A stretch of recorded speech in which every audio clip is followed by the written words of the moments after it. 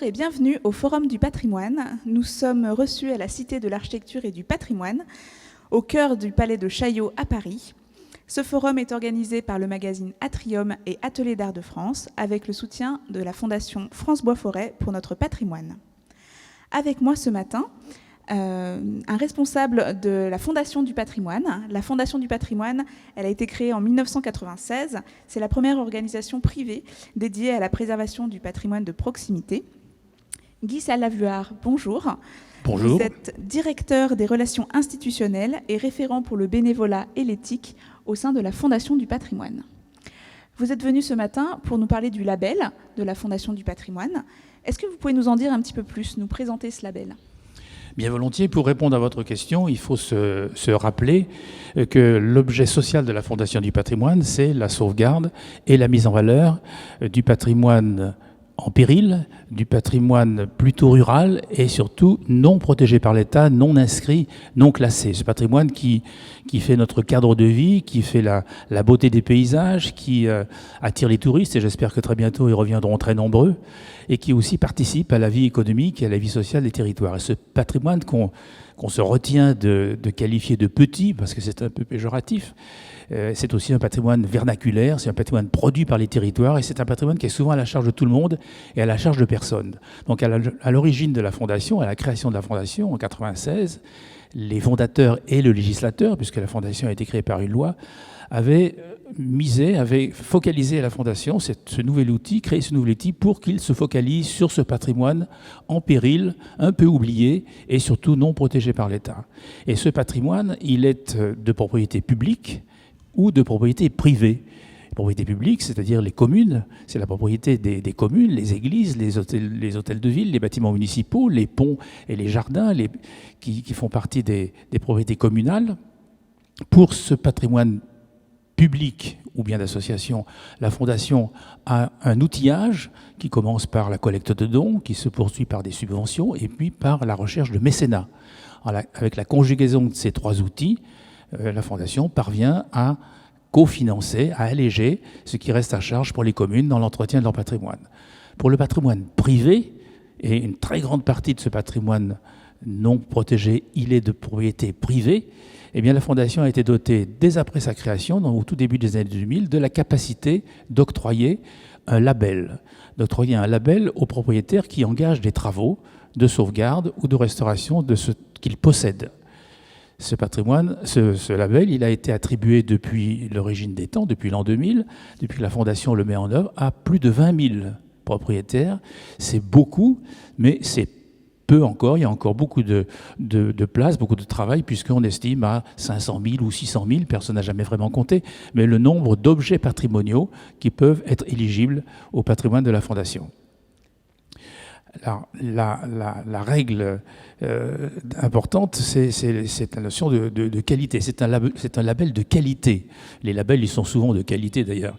Mais c'est la qualité, ce qui est sanctionné, ce qui est reconnu avec ce label, c'est la qualité de l'édifice et la qualité des travaux qui sont réalisés dans les règles de l'art et en respectant l'authenticité de l'édifice. Quels sont les critères pour obtenir ce label quand on est particulier ? Alors, il y a trois volets. Il y a des critères territoriaux, des critères concernant l'édifice, et puis il y a des conséquences financières. Car au bout du bout, ne nous cachons pas, il s'agit bien de contribuer, d'inciter les propriétaires à faire des travaux qui sont des travaux coûteux. D'ailleurs, au passage, je peux mentionner que je n'étais pas là à l'époque, mais j'ai rencontré quelques personnes qui avaient conseillé le législateur à l'époque, et ils aiment bien rappeler que l'idée, ce n'était pas de participer au financement, mais c'était de participer au surcoût de la qualité, d'inciter les propriétaires privés à être soucieux de la qualité des travaux qui garantit l'authenticité de l'édifice.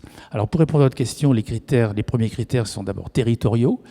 Jusqu'à une date récente, seuls les édifices situés dans des communes de moins de 2000 habitants pouvaient être éligibles. Et du fait de la loi du 30 juillet 2020, c'est donc tout récent, il y a eu extension de ce champ jusqu'aux communes, jusqu'à la limite de 20 000 habitants. C'est donc une grande extension du champ d'éligibilité qui va participer. La raison de cette augmentation, de cet élargissement, c'est de pouvoir contribuer au plan de relance économique après la crise sanitaire et de faire en sorte que les entreprises qui sont dans la proximité de ces édifices puissent vite, rapidement, ce sont des petits chantiers ou des chantiers rapidement mis en œuvre, puissent participer à avoir de l'activité au travers de cette nouvelle modalité. Donc critère de commune de 20 000 habitants, ou bien un édifice se trouvant dans le cadre d'un site patrimonial remarquable, ce qui est une dénomination qui se trouve dans la loi CAP de 2018, la loi architecture, patrimoine, création, architecture et patrimoine. Donc commune de 20 000 habitants, ou bien site patrimonial remarquable, ou bien inscrit au titre du Code de l'environnement, ou bien encore des édifices insolites, atypiques, représentant le patrimoine rural, par exemple des loges de vignes, par exemple des pigeonniers, qui vraiment sont des témoignages de la vie rurale du passé. Ça, c'est le critère géographique, le critère des édifices.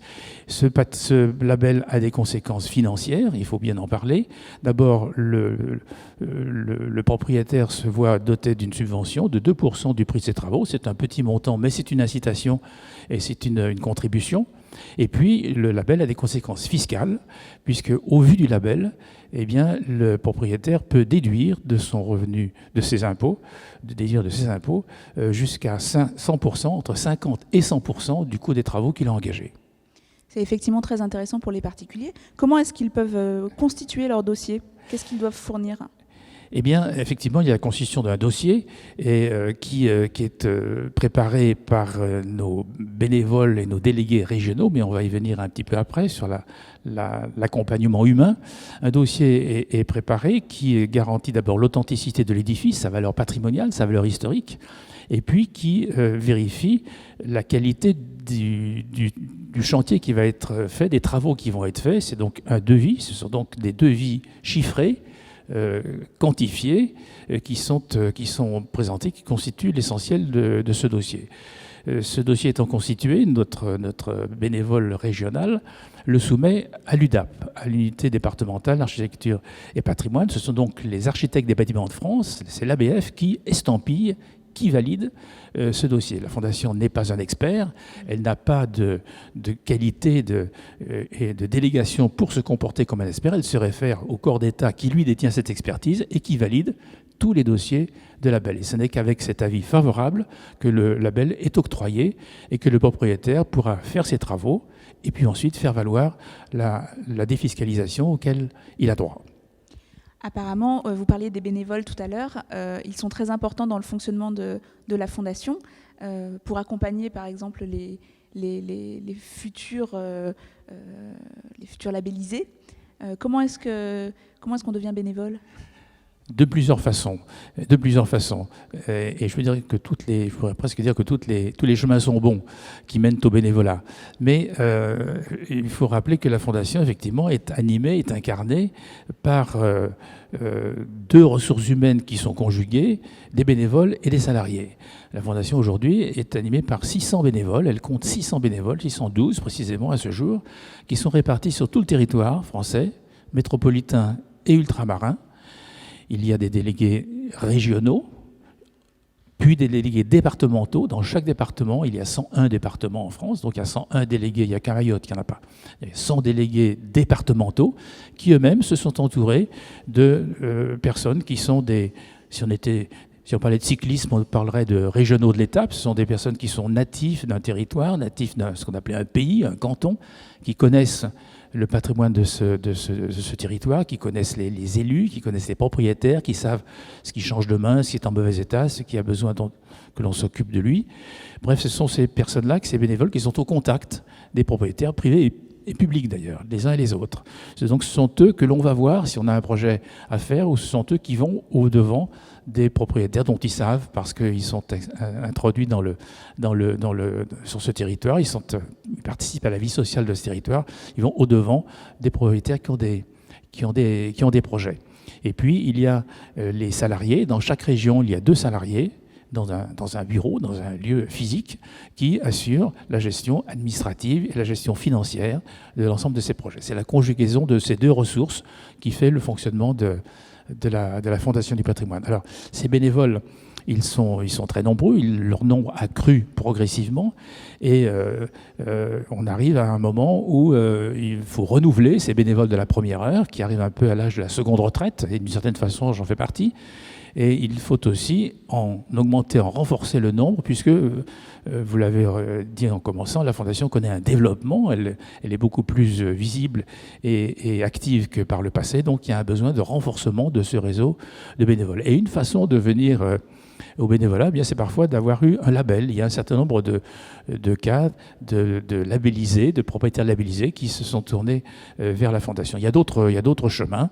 C'est souvent des professionnels du bâtiment s'intéressent aux bâtiments anciens et en fin de carrière ou au début de leur retraite, ils deviennent bénévoles. Il y a aussi des professeurs, il y a aussi des élus. La sociologie des bénévoles est extrêmement variée et extrêmement diverse, et ce qui en fait un peu la richesse. Mais si on peut revenir aux bénévoles qui ont été labellisés, on a de nombreux exemples, et on en a identifié 2, qui est l'un dans la Sarthe et l'autre dans la Manche, ont fait ce chemin d'avoir d'abord eu un label, et puis ensuite de venir grossir le rang des bénévoles. Mais je crois qu'ils en parleront encore mieux eux-mêmes. Tout à fait. Maintenant, pour illustrer votre propos, on va écouter le témoignage d'abord de Marie-Dominique Lédet, qui est donc bénévole et qui a décidé de s'engager pour la Fondation suite à l'obtention de son label. Alors, c'est vrai que nous avions donc cette belle verrière, qui est une verrière qui a été construite dans les années entre 1899 et 1901. Donc, quand nous sommes arrivés dans cette propriété que nous avons reprise, elle était déjà bien vieille et en très mauvais état. Et pendant plus d'une dizaine d'années, nous avons essayé de la réparer et ça n'en finissait jamais. Et à la fin, nous avons décidé de faire une restauration complète.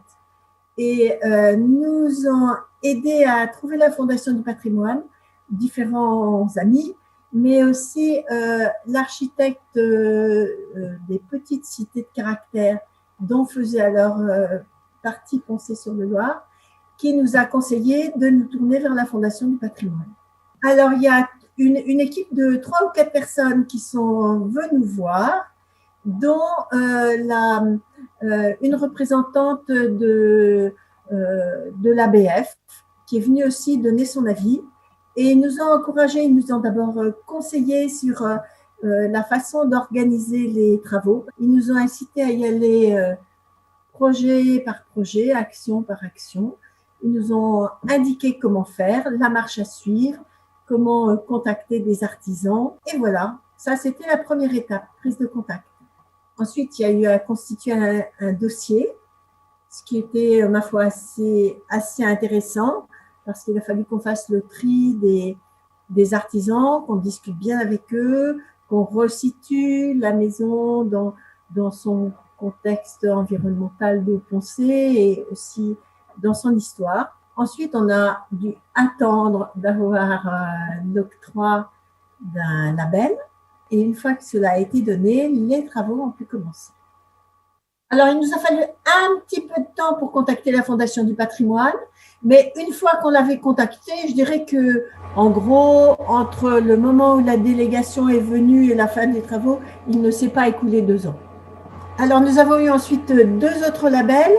Le deuxième concernait la réfection d'une assez longue balustrade qui surplombait des caves et un coteau, qui devait être faite en pierre de tuffeau. Il y avait une partie de la balustrade qui était écroulée, donc il a fallu là faire venir un tailleur de pierre qui travaillait donc avec notre maçon. Et en même temps, dans ce même label, il y avait la réfection d'un toit en ardoise, ou plutôt une partie d'un toit en ardoise d'une maison attenante à la maison principale. Et là, en fait, il s'agissait du versant de toit qui n'était pas visible de la route, car comme l'ensemble de la propriété est visible de la route, cela a été autorisé. C'était bien l'objet de la première visite, de vérifier que ça soit bien visible de la voie publique. Et alors, le troisième label concernait la réfection de têtes de murs d'enceinte de la propriété, les petits murets. C'était une pierre de tuffeau, là aussi, très abîmée. Donc, le mur était en bon état, mais les pierres devaient être changées. Et en même temps, il y avait des encadrements de portes et fenêtres à refaire, à retailler et à resculpter, parce que c'est toujours la même chose. C'est de la pierre de tuffeau qui s'abîme bien trop. En fait, d'abord, c'est sur l'invitation du délégué départemental de la Fondation du patrimoine, avec qui j'avais discuté et on avait vu tous les deux qu'on était passionnés pareillement de patrimoine, lui probablement encore plus que moi.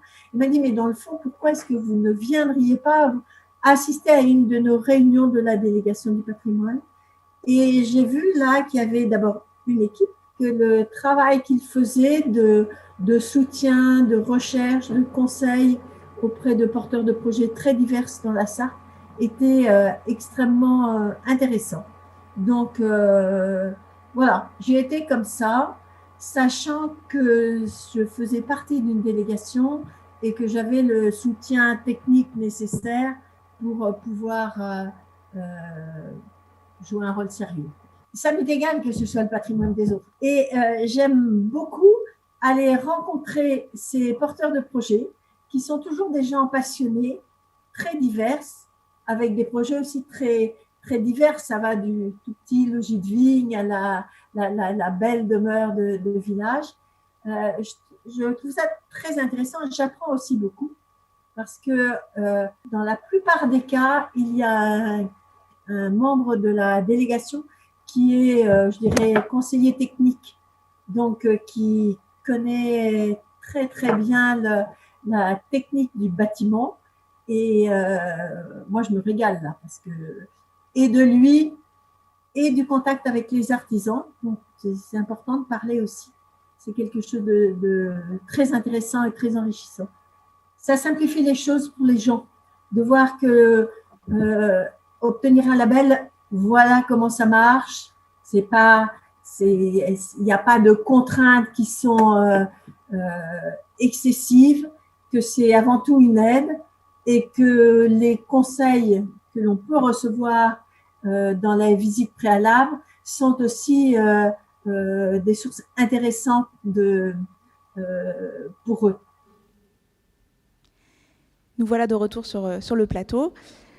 Suite à ce témoignage, on l'a bien compris, ces labellisés font d'excellents ambassadeurs pour le label de la Fondation du patrimoine. Pour le label et pour le patrimoine dans son ensemble, je crois que Marie-Dominique, elle ne nous a pas dit où elle était. Elle est à Poncé-sur-le-Loir, qui est un petit village de 400 habitants dans la Sarthe. Effectivement, elle est un ambassadeur, une ambassadrice de la sauvegarde du patrimoine et c'est contagieux. Elle a bien expliqué qu'elle avait rejoint une communauté qui a pour principal désir de partager ses expériences et de donner un peu de courage à ceux qui viendraient en manquer. En regardant sa verrière, on se dit, tiens, peut-être, certains se disent peut-être, elle l'a fait chez elle, peut-être je peux le faire moi aussi, en trouvant les bons interlocuteurs, en trouvant un peu d'aide et des conseils. Alors nous avons un autre exemple, un autre témoignage, celui de Jean-Pierre Husson, qui est aussi un bénévole, qui vient de quel département ? Il est dans la Manche. Il habite au nord du Cotentin, dans une petite ville qui s'appelle Saint-Valahougue. Et de sa propriété, il voit le fort de Tatillou, le fort Vauban de Tatillou de l'autre côté. Et il a un petit édifice dont il va nous parler lui-même. C'est une folie, mais il va vous parler de sa folie, mais aussi de choses très sérieuses. Eh bien, effectivement, une folie ou une fabrique était un petit édifice, souvent modeste, qui était en vogue d'abord en Angleterre et puis ensuite en France, principalement au XVIIIe, et qui était un petit édifice de plaisir qui venait ponctuer une propriété. Cet édifice, en ce qui me concerne, est une tourelle qui venait donc ponctuer tout un cheminement piéton partant de ma propriété jusqu'à cette tourelle qui domine la baie de Saint-Valahougue, baie de Saint-Valahougue au large de la côte est du Cotentin, dans la Manche. De cette tourelle, on aperçoit les tours de la Hougue, récemment inscrites au patrimoine mondial de l'UNESCO.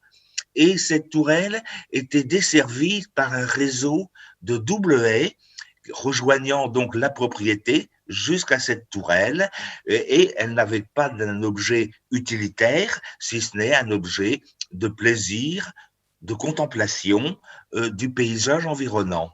On domine la baie de Saint-Valahougue, modestement, mais on domine la baie et on aperçoit donc Tatillou qui est juste en face, et puis la mer, plus loin les îles Saint-Marcouf, et on pourrait apercevoir également la tour de la Hougue. Effectivement, ça n'avait pas, comme je le disais, une fonction utilitaire, mais une fonction de plaisir qui, pour le bien-être, pour l'agrément de cette propriété qui dispose effectivement d'un grand jardin et avec un réseau de double haies, j'insiste, qui part de la maison et qui, sur 300-400 mètres, rejoint cette petite tourelle. J'ai donc obtenu ce label en 2001. J'ai réalisé les travaux en 2002. En 2003, nous avons signé une convention de financement avec la Fondation du patrimoine une fois les travaux terminés. Et lorsque j'ai pris ma retraite, j'ai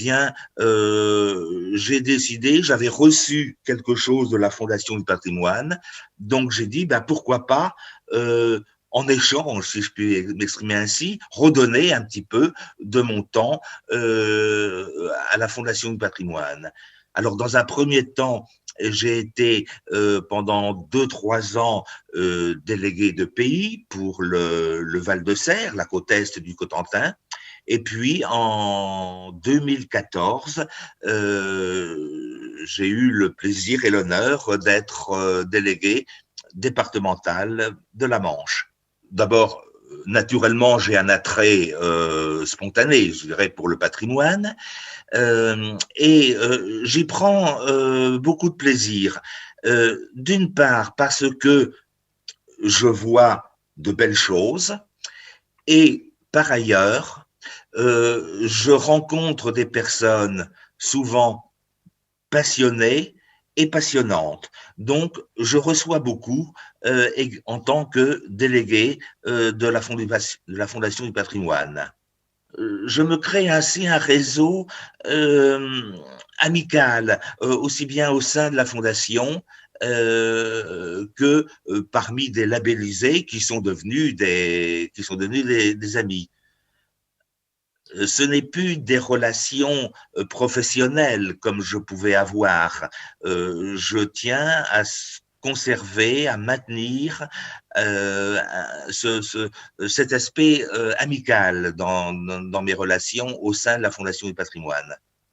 Alors, moi, je suis très favorable et je suis très heureux que ce label puisse être étendu pratiquement à l'ensemble du département de la Manche. Parce que, mis à part la commune de Cherbourg-Octeville, qui fait 80 000 habitants, l'ensemble du département est concerné, y compris la préfecture qui, paradoxalement, fait 19 999 habitants.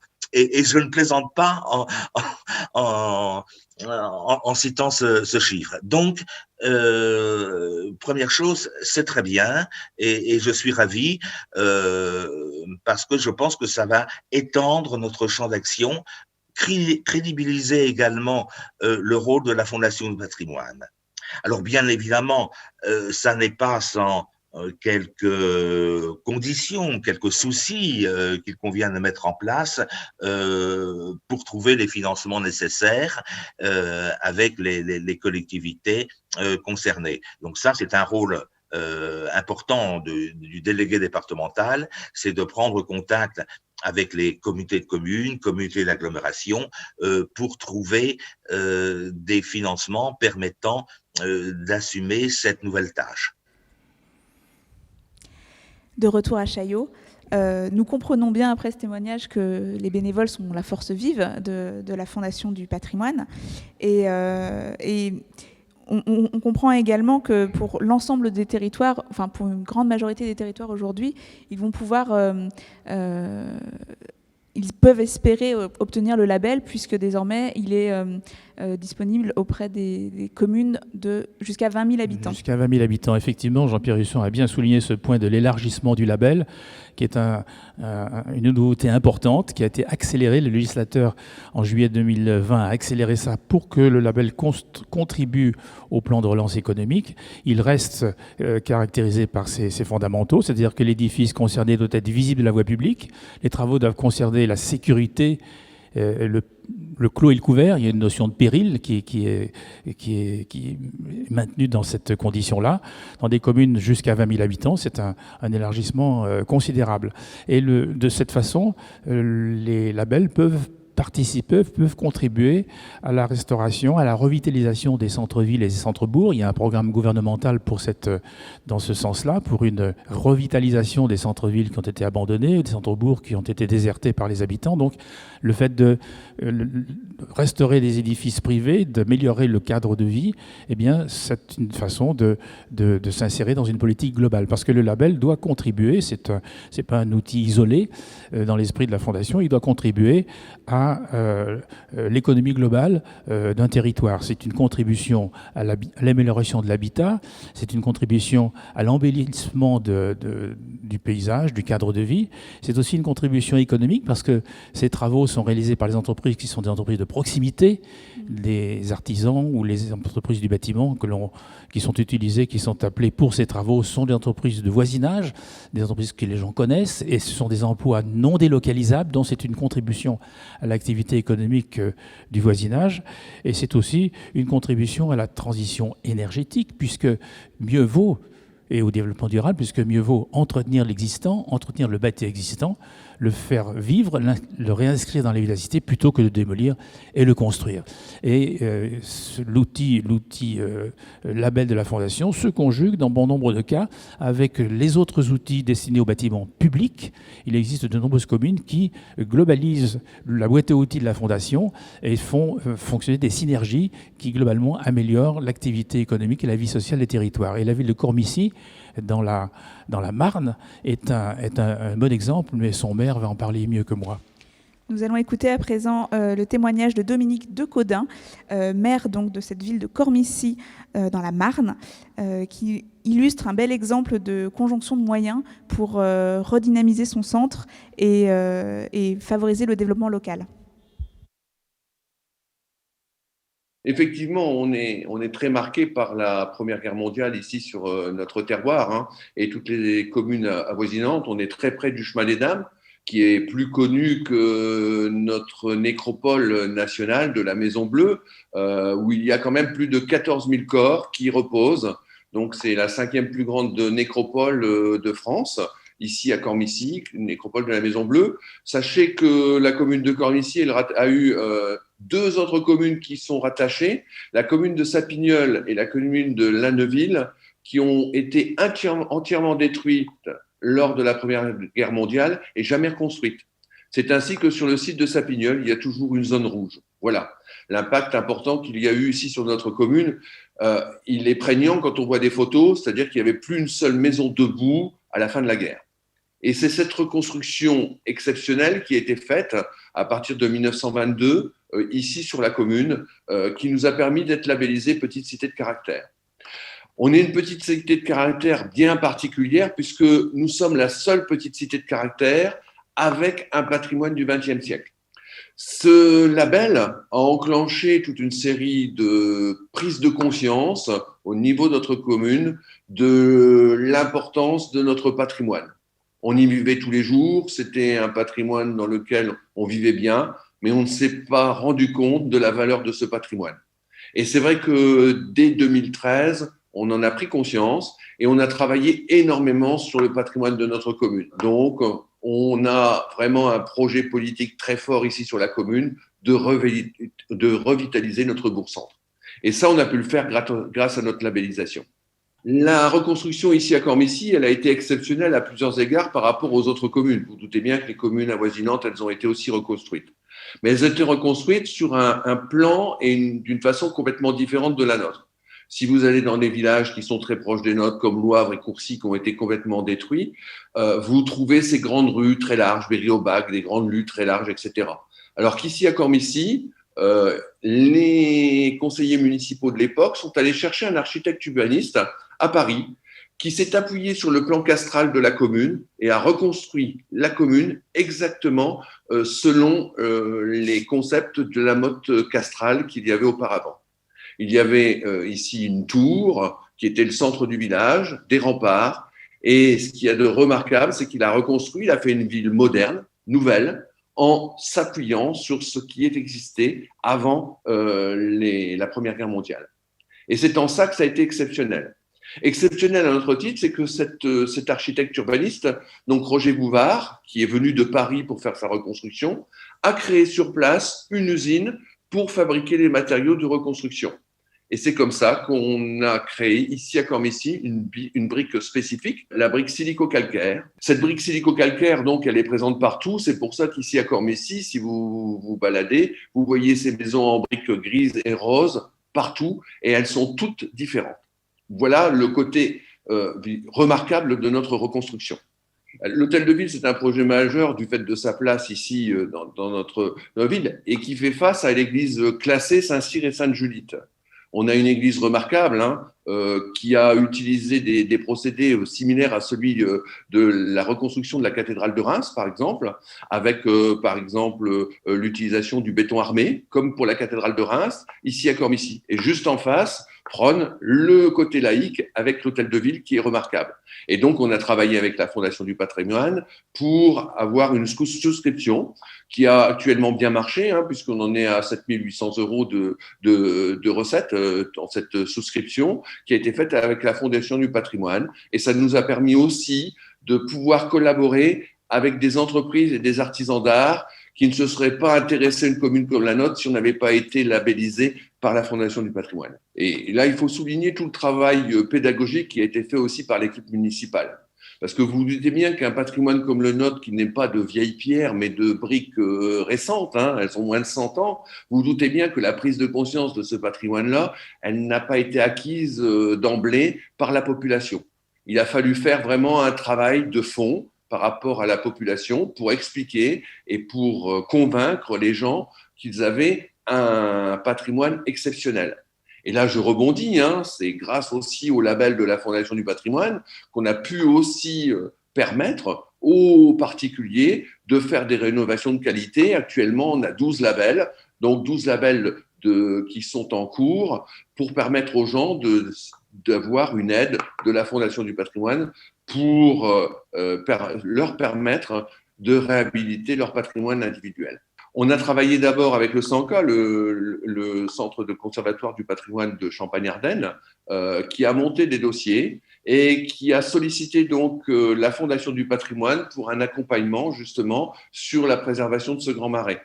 Alors, ce grand marais-là maintenant fait en plus l'objet d'un classement en réserve naturelle. Vous voyez un peu ce que le fait d'avoir eu l'accompagnement de la Fondation du patrimoine, l'enjeu était fort puisque nous, seuls, commune de Cormicy, on était incapables de gérer un tel marais. Et là maintenant, grâce à la Fondation du patrimoine qui nous a aussi accompagnés, on va être donc classé réserve naturelle régionale pour la fin de l'année, début de l'année prochaine, donc par le Grand Est.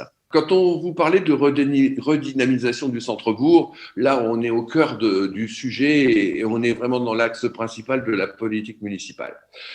Était en vente cette boucherie, 550 mètres carrés, c'était énorme. Il y avait une grange, il y avait un abattoir, il y avait une porcherie, etc. C'était une des plus grandes boucheries du secteur qui avait des tournées et qui abattait sur place et qui transformait sur place. 550 mètres carrés, donc vous voyez un peu l'enjeu qu'il pouvait y avoir au cœur du village. On a reçu plusieurs projets d'investisseurs qui finalement faisaient de la découpe spéculative pour créer des logements au cœur du village. Et là, la volonté du conseil municipal a été de racheter la boucherie et d'en refaire un centre, entre guillemets, de commerce. Voilà. Et grâce à l'architecte des bâtiments de France qui nous a aidés, le SDAP, le service de l'architecture et du patrimoine de la Marne, on a porté un véritable projet de réhabilitation. Et là aussi est intervenue la Fondation du patrimoine, puisque on a le Club des mécènes qui nous a accompagnés pour nous permettre de financer la restauration complète donc, de la façade de cette boucherie Saint-Vincent. Actuellement, c'est une grande satisfaction pour nous, puisque dans ces locaux-là vont s'installer donc un notaire, sont déjà installés une épicerie fine, et puis un multiservice. Donc, mari et femme qui tiennent un multiservice qui se sont installés. Et là, vraiment, c'est dans l'essence même de notre politique municipale de vouloir redynamiser le centre-bourg. Nous sommes de nouveau à Paris.